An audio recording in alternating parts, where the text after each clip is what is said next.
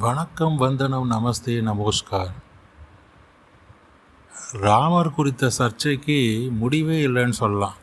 அது பல காலமாக இருந்துகிட்ருக்கு. இன்னும் ராமரை பற்றிய சர்ச்சையெல்லாம் ஓடிக்கிட்டு தான் இருக்குது. இப்போ ரீசண்டாக ஒரு கவிஞர், சினிமா கவிஞர் ஒரு மேடையில் பேசும்போது, திகைத்தனை போலும் செய்கை அப்படிங்கிற கம்பரோட வரியை வச்சுக்கிட்டு ராமருக்கு பித்து பிடிச்சி போச்சு, அவருக்கு அறிவு இல்லாமல் வேலை செஞ்சிட்டாரு அப்படிங்கிற மாதிரிலாம் விளக்கம் கொடுத்துருந்தார். புத்தி சுவாதீனம் இல்லாத ராமர்லாம் சொல்லி அந்த கவிஞர் இப்படியெல்லாம் பேசியிருந்தார். அந்த கவிஞரை பற்றி ஏற்கனவே நிறையா விஷயங்கள்லாம் வெளில வந்தது. அந்த கவிஞரை வச்சு ஒரு லேடி பயங்கரமாக போட்டு வளாசி எடுத்திருந்தாங்க. அதுக்கு நிறைய பேர் ஆதரவும் கொடுத்துருந்தாங்க, நிறையா லேடிஸு. ஆமாம், அந்த கவிஞர் அப்படி தான் அப்படிங்கிற மாதிரி. அவர் புத்தி சுவாதீனமற்றவர் ராமர்னு சொல்லி மேடையில் பேசினார். எல்லாருக்குமே அவங்க என்ன சொன்னாங்கன்னு சொல்கிறத காட்டிலும் அவங்க என்ன பண்ணியிருக்காங்கன்னு பேசணும் இல்லையா, அதுக்கு தான் இது. ஆனால் அதெல்லாம் உண்மையாக இல்லையா நம்மளுக்கு தெரியாது. இதெல்லாம் நடந்துகிட்ருக்கு, அதை தான் பேசுகிறோம். அவர் பேசுனதையும் சொல்கிறோம், அவரை பற்றி பேசுனதையும் சொல்கிறோம். இப்போ ராமர் புத்தி பதிலிச்சு விட்டதாக அவர் அர்த்தம் சொன்னார்.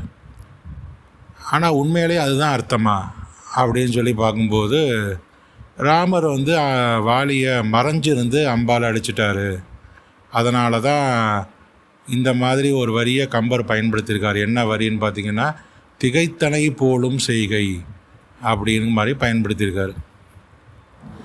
திகைத்தனை அப்படிங்கிறது அறிவில்லாதவர் அப்படின்னு அர்த்தம் கிடையாது. சீதாதேவி ஜனகர் பெற்ற மகள். அவர் ராமருக்கு ஆத்மா போன்றவர். அப்படி இருக்கக்கூடியவங்களை பிரிஞ்சிருந்த நிலையினால் அவர் என்ன செஞ்சிட்டாருன்னா, ஒன்றும் தெரியாத மாதிரி நின்றுட்டார். என்ன செய்வதுன்னே தெரியாமல் நின்றுட்டார்.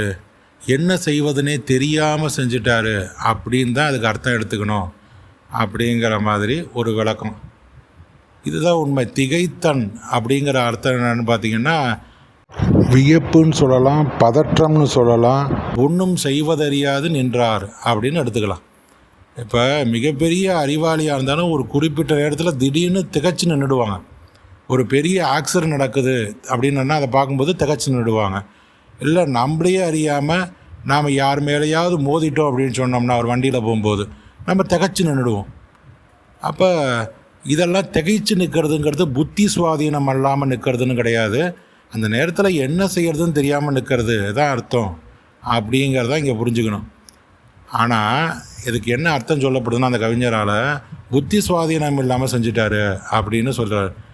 அப்புறம் அடுத்தபடியாக பார்த்தீங்கன்னா, அந்த பாடல்லையே பார்த்தீங்கன்னா இந்த வரிக்கு அப்புறம் என்ன சொல்லியிருக்கார் அப்படின்னு பார்த்தீங்கன்னா, இது மாதிரி நான் தான் வாலியான நான் தான் சுக்ரீவனுக்கு தப்பு பண்ணிட்டேன், என் பிள்ளையான அங்கதன் மேலே நீ கோவப்பட்டுறாதுன்னு சொல்லி ராமரை பார்த்து இதெல்லாம் சொல்கிறாரு.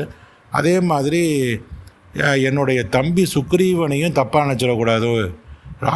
ராமருடைய தம்பிகள்லாம் சுக்ரீவன் அண்ணனை வாலியை பதவிக்காக கொண்டுட்டான் அப்படின்னு நினச்சிடக்கூடாது. அதையும் நீ ராமராணியை நீ தான் தடுத்து நிறுத்தணும் அப்படின்னு நினைக்க விடக்கூடாது அப்படின்லாம் சொல்கிறார்.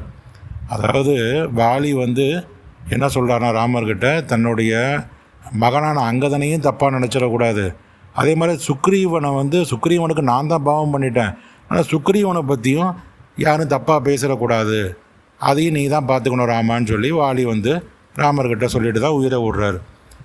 இந்த விஷயத்தை தான் என்ன பண்ணிட்டாங்கன்னா, பின்னால் வர கருத்துக்கள் இப்போ பித்து பிடித்தவர்னு சொல்லியிருந்தான்னு வச்சுங்க. அதுக்கப்புறம் இந்த மாதிரி என் பையனை தப்பாக பேசிடக்கூடாது, அது மாதிரி சுக்ரீவனை தப்பாக பேசிடக்கூடாது, இது மாதிரிலாம் தப்பாக பேசாமல் நீங்கள் தான் பார்த்துக்கணுன்னு ராமர்கிட்ட வாலி சொல்லியிருக்க முடியாது. ஏன்னா பித்து பிடிச்சவன்கிட்ட போய் இதெல்லாம் சொல்லுவாங்களா? சொல்ல மாட்டாங்கல்ல. அப்போ பித்து பிடிச்சவன் இல்லை, திகைத்தனங்கிற வார்த்தைன்னா திகைச்சு போயிட்டார், ஒன்றும் அறியாமல் என்ன செய்வதுன்னு தெரியாமல் நின்று போயிட்டார், அதான் உண்மை. அதனால தான் மறைஞ்சிருந்து வாலியான என் மேலே ராமர் அம்பு வீசிட்டார். திகைத்தனங்கிற வார்த்தைக்கு சரியான அர்த்தம் என்ன செய்வதுன்னு தெரியாமல் நின்றுட்டார் அப்படின்னு தான் வாலி சொன்னதாக நாம் எடுத்துக்கணும். ஆக மொத்தத்தில் இவங்க என்ன சொல்லிட்டாங்கன்னா, அந்த கவிஞர் அவர் பித்து பிடிச்சி போயிடுச்சு, அறிவு இல்லாமல் வேலை செஞ்சுட்டார், புத்தி சுவாதீனம் இல்லை அப்படின்னு சொல்லி அவருக்கு வாயில் வந்த வார்த்தையெல்லாம் சொல்லிவிட்டார். அது ரொம்ப அது என்ன பண்ணுறது, அது காலத்தோடைய கோலம் அப்படின்னு சொல்லலாம்.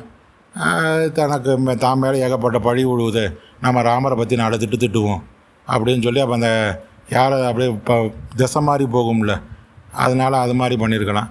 ஆனால் உண்மையிலேயே அவர் திகைத்தனங்கிற வார்த்தை செய்வதறியாது நின்னதாக தான் ராமரை சொல்கிறாரே தவிர வாலி பித்து பிடித்தவருங்கிற அர்த்தத்தில் சொல்லலை அப்படிங்கிற ஒரு விஷயத்தை நம்ம புரிஞ்சுக்கணும். நன்றி, வணக்கம்.